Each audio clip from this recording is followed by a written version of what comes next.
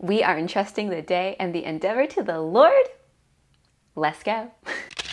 Welcome to my channel where I visit many good books, but live in the Bible. My name is Sarah Christine, and I will address the elephant in the room. Yes, I'm in a new location. I have moved for grad school, and so I could not bring all my books with me, which is very sad. But a book that I did bring was Chuck Palahniuk's Fight Club. And today we're going to talk about it. I picked this up because I had always heard like oblique references to Fight Club and never knew what people were talking about. And as the family I now babysit for tells their little ones, this is a problem with a solution. And so I picked it up and read it, wherein I learned that the first rule of Fight Club is that you don't talk about Fight Club. You do not talk about Fight Club. But I'm gonna break that rule. Brief summary of Fight Club. Our narrator is this chronic insomniac whose doctor, after unsuccessful attempts at treatment, finally just in frustration tells him, get some perspective. Insomnia is not gonna kill you. Why don't you go and, quote, see what real suffering is like? And so our narrator heads to a testicle cancer support group, and it works. It was a support group for men with testicular cancer. But not because he's like getting some perspective on what real suffering is like. It is because he is pretending to also have no balls and achieves a kind of like sympathetic grief catharsis from doing that. It helps. Like week by week, giving himself over to the lack of testicle grief and other things. He eventually starts going to all these different support groups like parasites, degenerative bone disease, brain cancer. But he's like, when he gives himself over to the grief that these people are experiencing, he is able to sleep. However, that is until another person begins showing up at these support groups, and her name is Marla Singer. And our guy clocks her right away that she is a fellow faker. And he's like, I can't cry. I can't achieve release in the embrace of Big Bob if someone who knows I'm faking is watching me. And he's like, girl. She ruined everything. So yeah, the insomnia comes back, and shortly thereafter, our narrator meets a guy named Tyler Durden who becomes a friend of his. In fact, they actually move in together. And Tyler convinces our man that, there is nothing like taking a good old... And so Fight Club begins. I will say this is a really gripping book. What Palahniuk achieves is like a very gritty fever dream that is also a meditation on nihilistic philosophy, and I was here for it. And if you don't like to read, or you know a guy who doesn't like to read, I would recommend this because the reading experience is really like watching a movie. And then you can tell them, and we can watch the actual movie. Anywho, what I want to talk about today are two specific claims that our narrator makes, and then one thing that I would call in response, which I'm not going to say because it's a little bit of a spoiler, so I don't want to say it now, but just be aware there's some like mild spoilers in this review, but let's get to it. Claim number one from Fight Club is destruction equals freedom. From our narrator's perspective, his life is kind of a soul suck. He has had it with his dead-end, mundane office job. And on page 52, he reflects, at the time, my life just seemed too complete, and maybe we have to break everything to make something better out of ourselves. Yeah, from his perspective, he's like, I just gotta blow it all up. I gotta clear all the mundane junk away because then I will hit bottom and I'll ricochet. That's actually the narrator's enduring refrain. I want to hit bottom. I want to hit bottom. I want to hit bottom. He kept saying it, and eventually I was like, maybe I actually agree. Like, hitting bottom can be an incredibly effective corrective to jar someone out of a complacent stupor they're in and to move them towards the person they're actually supposed to be. However, when I say hitting bottom, I don't mean blowing everything up so that you can splatter yourself across the basement floor. I mean hitting bottom as in getting hit on the bottom, as in getting cosmically spanked by the Lord. Because when it comes to hitting bottoms, I can 100p attest that getting cosmically spanked by the Lord in 2019 was incredibly effective at getting me to alter course. Yeah, Psalm 119, 67, and 71 are basically my life at that time, where it was, before I was afflicted, I went astray, but now I obey your commands. It is good for me that I was afflicted, that I might learn your statutes. Yeah, very true. And I think it's generally true that for people like me who are prone to stubbornness, complacency, or just like not listening, cosmic spanking is a great way to get our attention. And it's like Hebrews 12:11 says, no discipline seems pleasant at the time, but rather painful. But later on, it yields the peaceful fruit of righteousness by those who have been trained by it. Yeah, the cosmic spanking, the loving little bottom hit was incredibly effective for this one. And that's not just me. C.S. Lewis said in his autobiography, Surprised by Joy, that is the hardness of God that is kinder than the softness of man, and that it is his compulsion that is our liberation. All that to say, I agree with Mr. Insomniac. I affirm what I can affirm. Bottoms getting hit can catalyze deliverance. It just matters who's hitting what bottom. Because on one hand, you'll have discipline equals freedom, whereas on the other, you'll get destruction equals freedom, which is very different. And for the record, I am not strawmanning here, because our narrator says on page 49 that maybe self-improvement isn't the answer. Maybe self-destruction is the answer. To tell you the truth, when I read that line, like maybe self-improvement isn't the answer, maybe self-destruction is the answer, I was like, ooh, I bet that was a controversial line. But as it turns out, no, that was not the most controversial line. I actually listened to an interview with Joe Rogan and Chuck Palahniuk where they talked about the most controversial line, which appears on page 59 when our narrator writes, after Tyler, the friend he met who he started Fight Club with, and Marla, the woman who spoiled support group for him, had sex about 10 times, Tyler says, Marla said she wanted to get pregnant. Marla said she wanted to have Tyler's abortion. And when I reread that, I was like, ooh, yeah. I can see why that would have caused a little bit of a brouhaha in the late 90s and early 2000s. That said, as I thought about it more, I realized that saying, I want to have your abortion is not a departure. It's just an intensification of what our narrator said earlier about maybe self-improvement isn't the answer. Maybe self-destruction is the answer. Like, hitting bottom is what you need to achieve deliverance. Because what Marla's saying in I want to have your abortion is not just that she wants to destroy herself, but that she wants to destroy someone else for the sake of freedom. And more than that, abortion, whatever you think about it, is usually a group project. Like, it requires more than one person's involvement. And so in that one sentence that Marla said, I want to have your abortion, I think we see the origins of the mentality of Fight Club, because the Fight Club our man and Tyler Durden create is born of two beliefs. The first being that self-destruction alone is not enough to secure freedom. And two, that group projects are supreme because, quote, everything is more fun as a shared activity. This brings me to Fight Club claim number 2.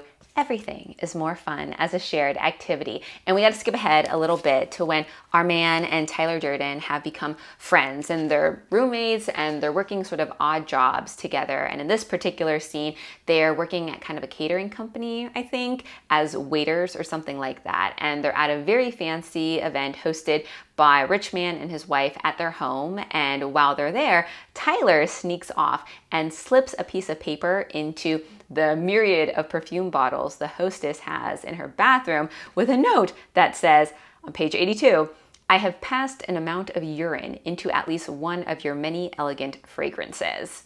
And when the hostess finds it, she goes cuckoo banana pants. She breaks all the bottles. She grabs one of the broken ends and is threatening to kill her husband because she's like, you did it, or one of your mistresses did. And all the catering staff are hearing this. And on page 84, our narrator says, that was Tyler's first mission as a service industry terrorist, guerrilla waiter, minimum wage despoiler. Tyler's been doing this for years, but he says everything is more fun as a shared activity. Again, I'm gonna affirm what I can affirm here because Genesis 2:18 tells us that it is not good for man to be alone. Human beings were created for shared activities, to be communal, because we are made, Genesis 1:26 says, in the image of God, who is 3 in 1. He exists in eternal community, and so too ought we. However, unlike God, we are not all good. So when we get into community, there are times when we do things that no one should. In fact, in Augustine's Confessions, no less, this great patriarch of Christianity confesses not to peeing in perfume bottles, but to getting up to hijinks with his friends. At the end of book 2, Augustine writes about stealing pears with the boys, and he describes it like this. In their perverted way, all humanity imitates you, God. Yet they put themselves at a distance from you and exalt themselves against you. But even by thus imitating you, they acknowledge that you are the creator of all nature, and so concede that there is no place where one can entirely escape from you. Therefore, in that act of theft, what was the object of my love? And in what way did I viciously and perversely imitate my Lord? The theft itself was a nothing, and for that reason, I was more miserable. Yet had I been alone, I would not have done it. I remember my state of mind to be thus at the time. Alone, I would never have done it.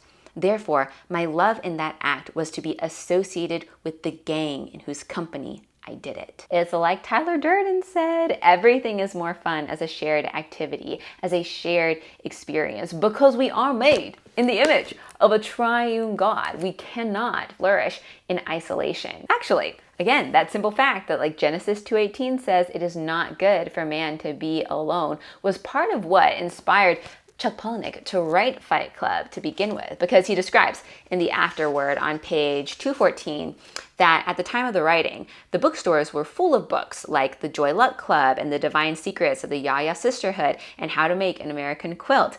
These were all novels that presented a social model for women to be together, to sit together and tell their stories, to share their lives. But there was no novel that presented a new social model for men to share their lives.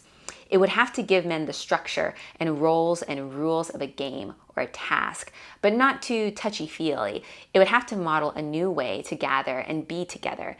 It could have been barn raising club or golf club, and it would have probably sold a lot more books, something non-threatening.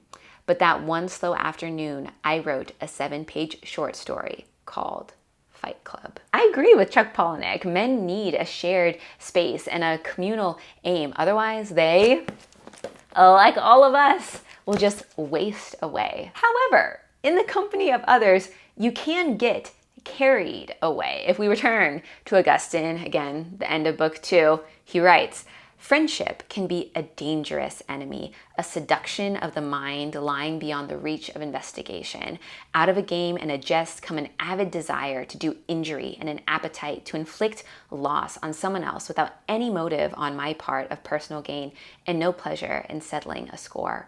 As soon as the words are spoken, let us go and do it, one is ashamed not to be shameless. Yeah, peer pressure is legit, and it is not a good thing to have your boys or your girls egging you on when you are hurtling off the cliff, because then you feel like you cannot pump the brakes because you gotta save face. And actually, it is that Augustinian, I'm ashamed not to be shameless, like I gotta save face momentum that causes Fight Club to evolve into the more extreme Project Mayhem, where roving bands kidnap, castrate, and detonate other men. I talked about this in my Buried Giant review, but sin metastasizes. The ills that we do, whether that's stealing pears or kidnapping, castrating, and detonating other men, don't stay static. And by the time we get to Fight Club's climax, our narrator has gone further and done more than he ever anticipated. And I, for one, wasn't super surprised by that, because I heard a pastor say very aptly once that sin will take you further than you want to go, keep you longer than you want to stay, and cost you more than you want to pay. Particularly when you're in a gang or a club, in this case. And if I could have talked to our man before Tyler Durden got his hooks in him, I would have read Proverbs 1:10-18 to him, because I think it's just very, very appropriate. And it goes like this. My son, if sinners entice you, don't be persuaded. If they say, come with us, let's set an ambush and kill someone. Let's attack some innocent person just for fun. Let's swallow them alive like Sheol, whole like those who go down to the pit. We'll find all kinds of valuable property and fill our houses with plunder. Throw in your lot with us and we'll all share the loot. My son, don't travel on that road with them or set foot on their path, because their feet run towards evil and they hurry to shed innocent blood. It is useless to spread a net where any bird can see, but they set an ambush to kill themselves. They attack their own lives. That is 100% the case in Fight Club, which is why it is no surprise that as time goes by, the men inside, including their leaders, begin to get cannibalized. Which is why, were this real life and I knew this guy, I would give him a very straightforward piece of advice. I would be like, my man, Mr. Wanting to Hit Bottom, Mr. Insomniac in Free Fall, you need a holy wake-up call. Like, it is time to wake up. Wake up! Yep, about to give some unsolicited medical advice, but I mean, wasn't like his doctor, Tyler, was helping him anyhow. So, Dr. Sarah in the house, let us dial it all the way back to our OG, Insomniac. Page 21. This is what our narrator says. This is how it is with insomnia. Everything is so far away, a copy of a copy of a copy, the insomnia distance of everything. You can't touch anything and nothing can touch you. Later on, he describes that sort of insomnia remove in a way that's reminiscent of another discussion he has where he likens himself to a corpse in an English murder mystery as being the center of attention but completely cut off from participation. When I read that, I was like, yeah, having had insomnia in the past and still occasionally struggling with it, it really does make you feel like you're a member of The Walking Dead. And as I was thinking about that, I was reminded of that animated movie about Princess Anastasia, and particularly the song that Rasputin sings in that called In the Dark of the Night. And the opening lines of it are, in the dark of the night, I was tossing and turning. And the nightmare I had was as bad as can be. It scared me out of my wits. A corpse falling to bits. Then I opened my eyes and the nightmare was me. And no spoilers, but that's a very relevant song for our man to sing. And if that is you, if you likewise feel like a corpse falling to bits, like a member of The Walking Dead, whether because of insomnia or maybe some ills that you have participated in, I have good news. Because it doesn't matter. You can be afflicted with any sort of ill of mind or flesh. You can be running for years with a crowd that thinks blowing things up will bring deliverance. And let me tell you, you can still be corpse no more if you call on the Lord. Because we are told in Romans 13:11-12 that the hour has come for us to wake up. Wake up from sleep, because salvation is nearer to us now than when we first believed. So we are to put off the deeds of darkness, the deeds of Fight Club and Project Mayhem, and put on the armor of light. And we have an encouraging promise from Ephesians 5:14, where we are told that if we arise, O sleeper, and awake from the dead, Christ's light will shine on us. It will happen. Heaven and earth will move so that God's word will be proved true. And you can be like someone who says, like Psalm 42-3, the Lord took me up from a desolate pit, a miry bog, like, again, Project Mayhem or Fight Club, and set my feet upon a rock, making my steps secure. He put a new song in my mouth, a hymn of praise to God. And many will see, they will fear, and they will trust that the Lord is God.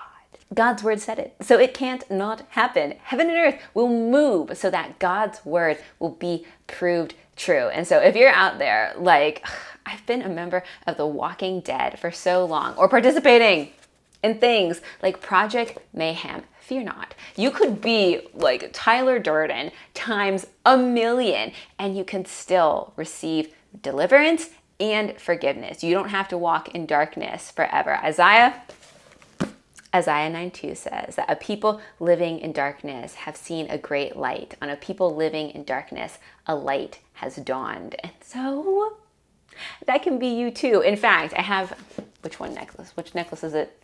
Oh, trying to feel by. Yes, this one.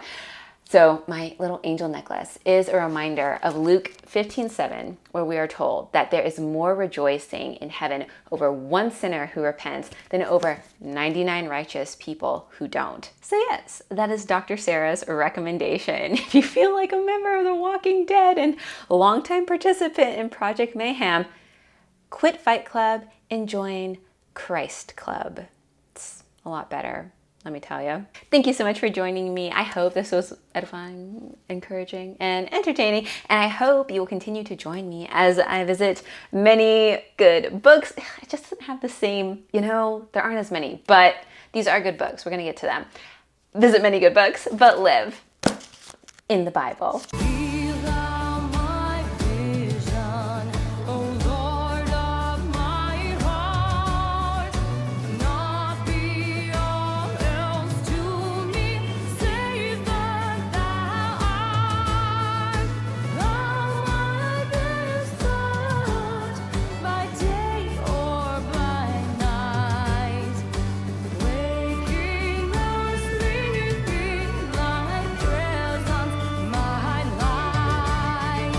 But live in the Bible. That was a weird transition. I can already tell you, my mama is gonna go wild at the back. She's like, you need to brush your hair. I'm like, Mom, I'm in grad school. Hair brushing is like so far down the priority list.